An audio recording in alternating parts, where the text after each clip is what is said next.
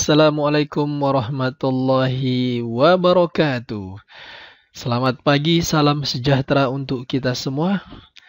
Bagaimana kabar sahib-sahib sekalian? Semoga pada pagi hari ini kita selalu dalam lindungan Allah Subhanahu wa Ta'ala. Kita selalu diberikan kemudahan dalam segala kegiatan. Baik para sahib sekalian, pada kesempatan pagi hari ini, selamat datang di vlog saya. Kali ini saya akan membahas tentang dasar-dasar dari penanganan muatan. Ini merupakan bagian dari mata kuliah penanganan dan pengaturan muatan. Bagi sohib sekalian yang belum subscribe channel, silahkan di subscribe, like, komen, share sebanyak-banyaknya. Semoga materi ini bisa bermanfaat khususnya bagi diri saya pribadi, bagi para sohib sekalian, dan juga bagi teman-teman yang ada di luar sana. Dan juga bisa menjadi amal jariah bagi kita semua, bisa menjadi pahala jariah bagi kita semua. Dan semoga ilmu ini bisa bermanfaat.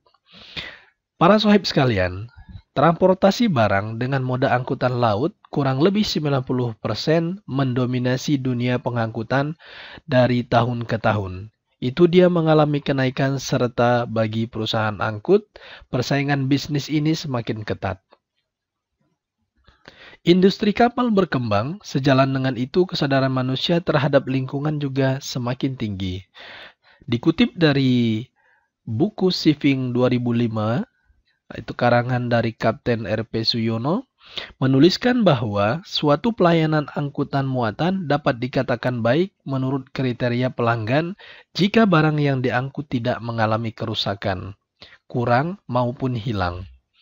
Tarif uang tambang sesuai dengan pasar sehingga harga jual barang masih menghasilkan keuntungan. Terjalin hubungan yang baik dengan para pengangkut, klaim terhadap kerusakan atau kehilangan dibayar dengan cepat. Nah, untuk itu, pada kesempatan kali ini saya akan membahas tentang dasar-dasar dari penanganan muatan yang berkaitan dengan servis itu tadi, terkait dengan pengangkutan di transportasi laut. Para sahib sekalian, asas melindungi muatan dan atau kapal dapat dan juga pengelompokan muatan. Yang pertama kita akan bahas tentang melindungi muatan. Melindungi muatan, A kita bagi menjadi beberapa bagian. Yang A yaitu penggunaan seling yang benar untuk setiap jenis muatan. Nah, seling ini bermacam-macam. Yang pertama adalah seling tali atau jala-jala. Itu digunakan untuk muatan karung, bisa juga untuk muatan bal-balan atau muatan yang berbentuk peti. Coba saya lihat dalam gambar, ini contoh untuk seling yang bisa mengangkut muatan dalam bal-balan atau peti-petian, bisa juga dalam bentuk karung. Berikutnya yaitu seling dalam berbentuk kawat. Nah, ini seling berbentuk kawat atau rantai. Ini digunakan untuk bisa mengangkut pipa-pipa, ya. Bisa juga untuk mengangkut batangan besi, steel construction, lock, dan juga bisa untuk pengangkutan yang lainnya. Ini adalah seling yang terbuat dari rantai. Jadi kita harus menyesuaikan penggunaan seling dengan benar sesuai dengan jenis muatannya. Dan yang ketiga ini adalah seling yang digunakan untuk mengangkat drum. Nah, ini seling yang biasa digunakan untuk mengangkat drum. Ini saya kasih dua contoh. Yang pertama ini dia seling dikaitkan di atasnya drum. Kemudian yang kedua ini seling yang dikaitkan di bagian tengahnya drum, bagian badannya drum. Ada juga berikutnya yaitu seling untuk hewan. Nah, seling untuk hewan ini biasanya kalau di kapal dia sering mengangkut hewan, sapi, kemudian kuda, bisa juga untuk hewan-hewan yang lainnya. Nah, ini diperuntukkan untuk mengangkut hewan dari dermaga dinaikkan ke atas kapal maupun sebaliknya, yaitu dari kapal diturunkan ke dermaga. Nah, yang berikutnya adalah sling spreader. Ini digunakan untuk validside cargo bisa juga untuk kontainer, dan juga untuk heavy lift cargo atau muatan berat. Nah ini tertulis di sini 2 ton kapasitasnya. Nah ini untuk mengangkut muatan berat. Ini salah satu sling yang biasa digunakan. Nah, jadi para sohib sekalian, di dalam melindungi muatan, kita juga harus menentukan penggunaan sling yang mana yang bisa kita gunakan agar kita dalam penanganan muatan itu bisa tepat sasaran, tidak merusak muatan, kemudian muatan kita juga bisa terjaga dan bisa terlindungin sampai dengan muatan itu tiba di pelabuhan tujuan atau diterima oleh si pemilik barang. Nah, yang kedua, ini adalah melindungi kapal. Nah, pengaturan muatan dilakukan dengan memperhatikan kondisi stabilitas kapal agar tidak mengalami kemirikan. Berat atas, nah bisa juga dia nunggak atau nungging, nah itu tidak boleh.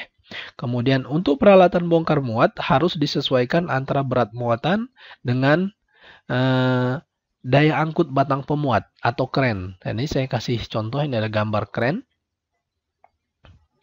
Nah, nanti kalau Pak Sohib sekalian bisa lihat, ini contoh gambar kren. Ada juga yang gambarnya dia menggunakan boom di atas kapal. Serta daya tahan geladak ya.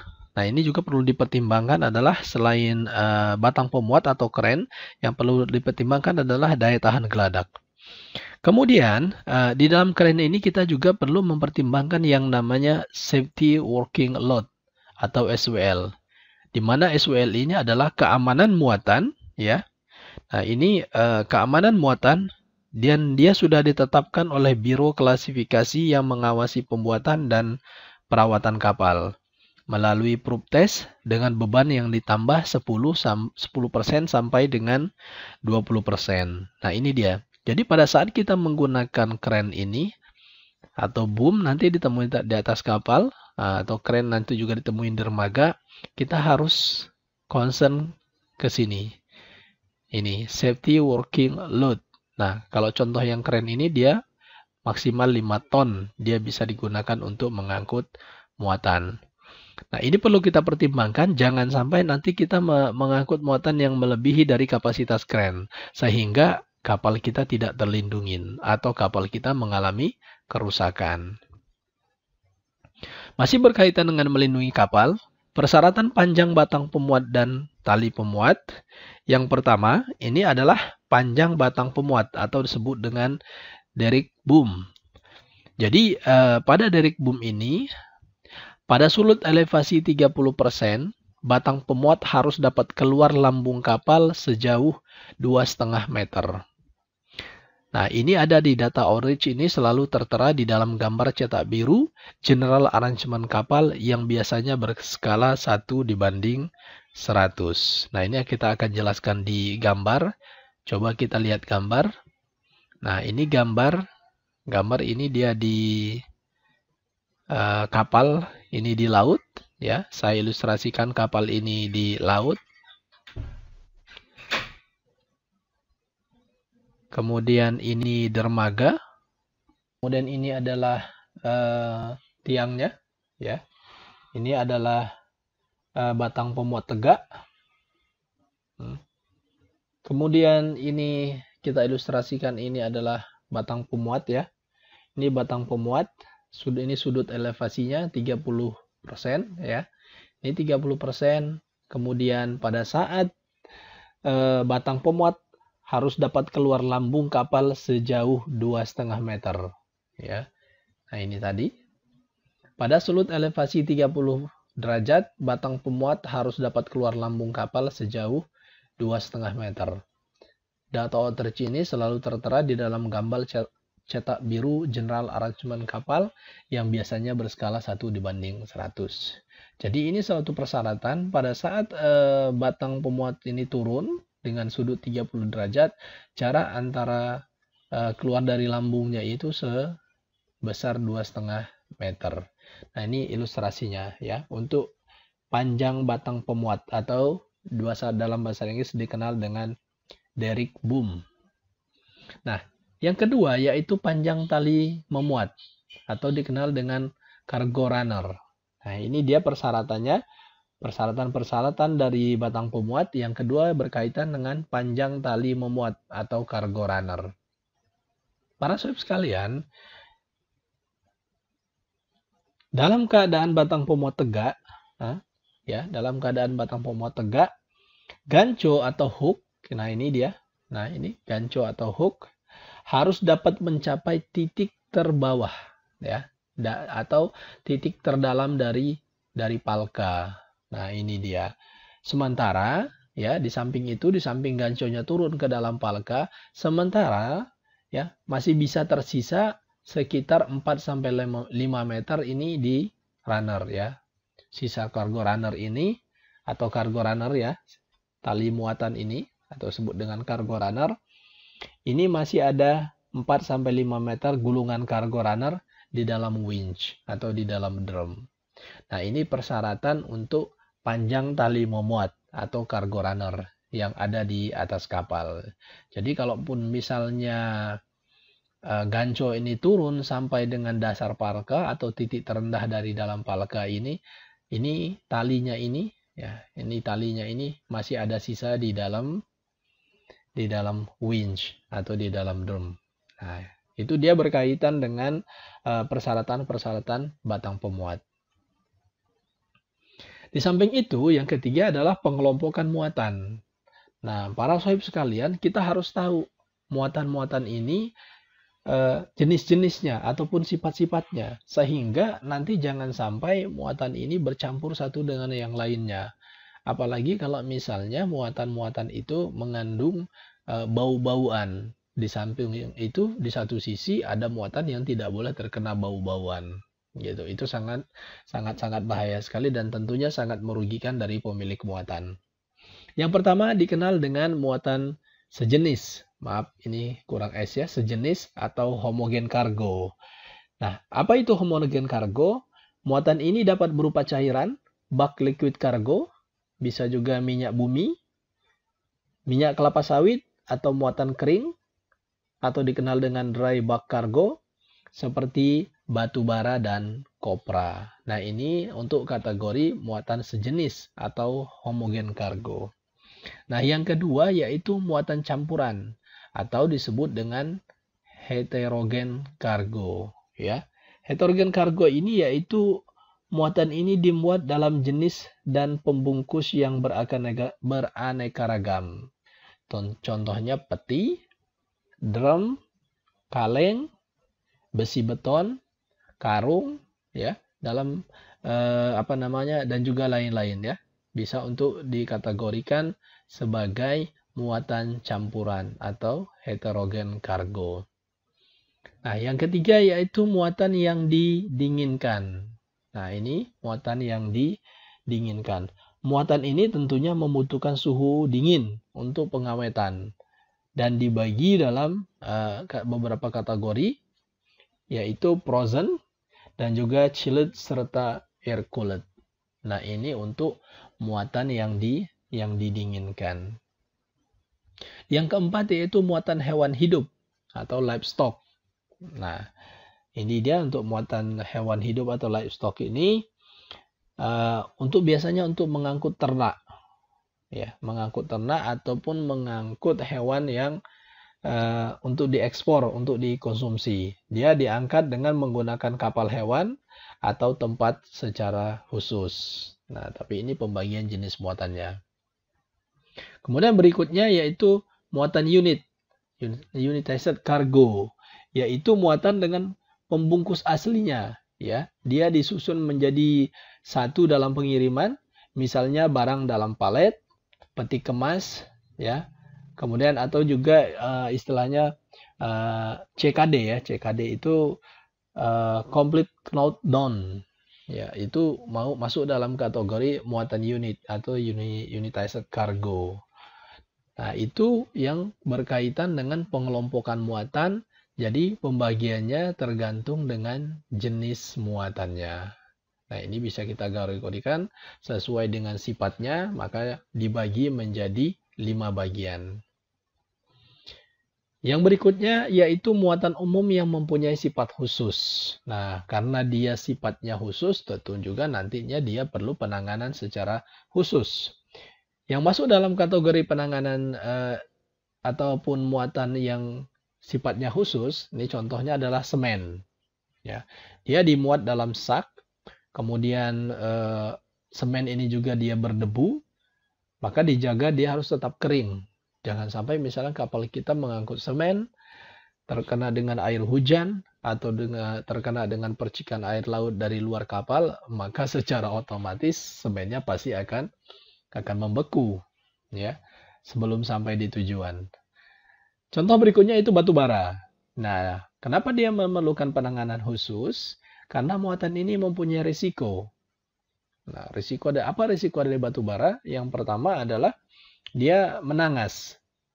Menangas itu timbul api dalam muatan itu sendiri. Jadi kapal yang mengangkut batu bara kalau tidak ditangani dengan baik bisa-bisa dia mengalami kebakaran. Kebakarannya dari mana? Bisa juga disebabkan oleh muatan itu sendiri atau muatan batu bara itu sendiri. Kemudian dia juga bisa meledak. Ya, karena contohnya misalnya kapal itu kurang dilengkapi pendinginan secara maksimal. Dia mengangkut batu bara tapi pendinginannya kurang jalan atau kalau kurang berfungsi sehingga panas sehingga kapal bisa meledak. Ya. Bisa juga dia bergeser, ya. Nah, untuk batu bara ini dia bisa bergeser khusus pada biji-biji batu bara. Nah, untuk memastikan apakah muatan batu bara ini merupakan barangan berbahaya, nah, para sahabat sekalian bisa googling atau bisa masuk ke Deperendag ataupun bisa bertanyakan langsung ke Deperendag. Muatan berikutnya yaitu tulang dalam karung atau dikenal dengan crush bone. Ya, crush bone ini dia sangat berbau, ya. Atau kalau dalam bahasa Inggris dikenal dengan odorous cargo. Sehingga karena dia baunya sangat menyengat, ya, sangat berbau. Karena dia sangat berbau, maka jangan dicampur dengan muatan yang peka terhadap bau-bauan atau disebut dengan delicate cargo. Nah, itu untuk crush bone, ya, untuk tulang dalam karung. Kemudian muatan contoh lain adalah rumput-rumputan. Ini biasanya ada juga kapal yang mengangkut jenis-jenis rumputan dari Afrika, ada dari Afrika Utara maupun Afrika Selatan. Itu dikenal dengan esparto grass, ya. Nah, kenapa dia memerlukan penanganan khusus? Karena muatan ini mudah sekali menyala atau menangas bila dalam keadaan basah. Ya, dia sering dimuat on deck. Kemudian ditutup dengan menggunakan terpal. Nah, itu untuk jenis rumput-rumputan. Bisa juga tepung, ya. Muatan berikutnya yang memerlukan penanganan khusus adalah tepung. Muatan ini mudah tercemar, harus selalu kering dan dipisah dengan muatan berbau. Jadi jangan sampai nanti misalnya muatan tepung berdekatan dengan crush bone atau tulang dalam karung. Wah, itu sangat berbahaya sekali. Gitu. Berikutnya adalah besi baja atau iron and steel, ya. Contohnya adalah pig iron, bisa juga steel billet, round bar, pipes adalah suatu muatan yang mudah bergeser dan berpindah jika tidak dilasing dengan baik.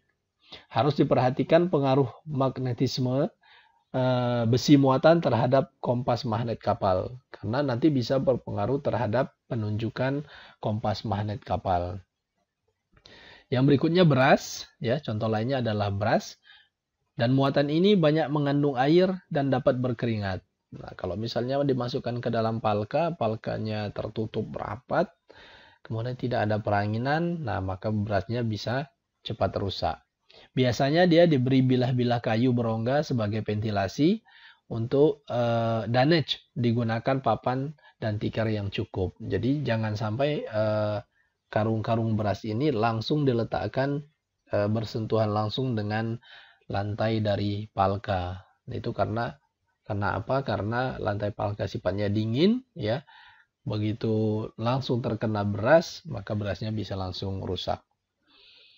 Dan yang terakhir, contoh muatan yang mempunyai sifat khusus yaitu muatan di dalam kalengan. Ini dimuat di bagian atas untuk menghindari tergencet oleh muatan yang lainnya. Kalau misalnya dia kalengannya kecil-kecil, contoh seperti sarden, kaleng susu, ya. Kalau misalnya dia taruh di bawah, kemudian tertimpa dengan muatan yang lainnya, maka dia mengalami kerusakan. Nah, yang perlu diperhatikan berikutnya adalah pembungkusan. Nah, ini pembungkusan.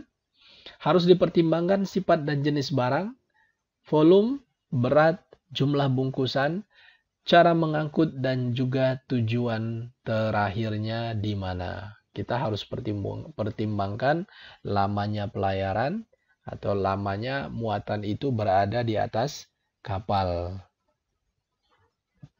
Nah, pemilihan jenis bungkus itu ada beberapa kepentingan. Kita bisa lihat. Yang pertama untuk shipper.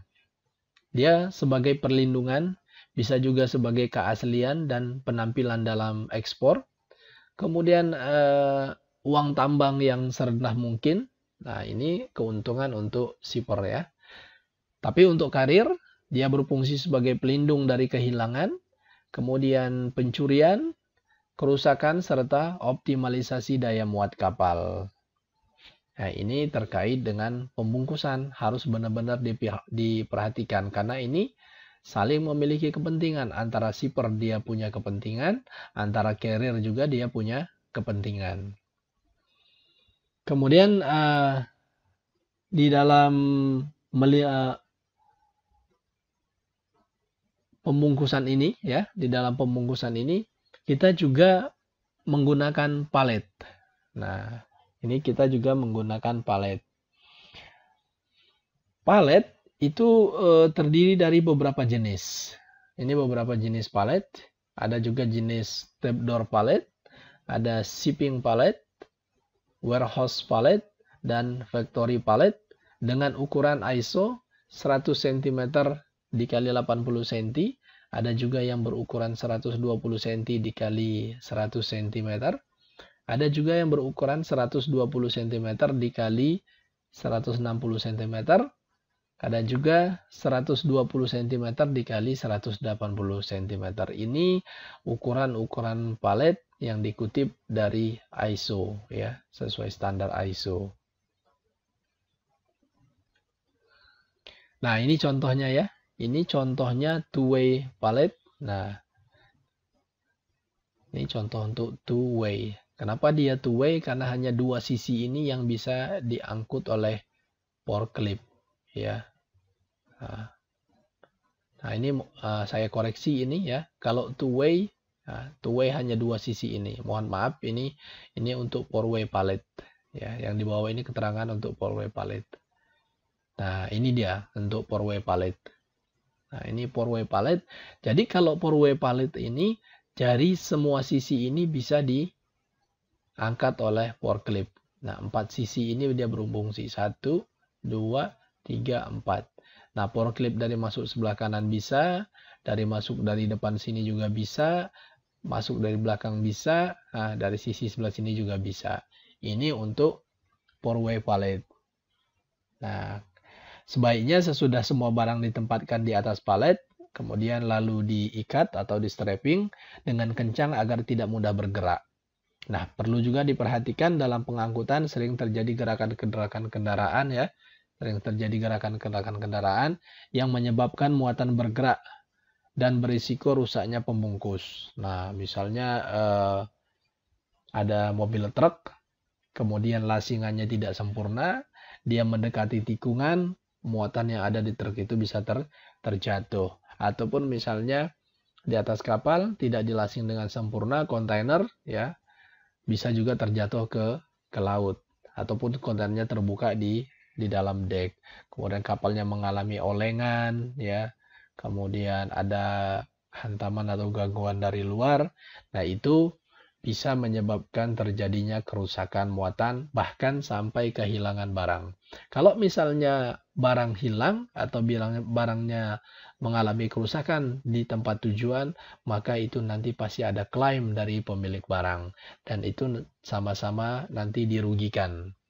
pemilik barang merasa dirugikan, kemudian pihak pengangkut, pihak kapal, atau pihak pencatat juga pasti merasa dirugikan. Jadi kita perlu berhati-hati sekali dalam penanganan muatan ini. Inilah merupakan dasar-dasar dari penanganan muatan. Berikutnya nanti bisa juga kita bahas dari prinsip-prinsip pemuatan, ya, prinsip-prinsip pemuatan masih berkaitan dengan penanganan muatan. Dalam kesempatan lain kita akan membahas yaitu prinsip-prinsip pemuatan.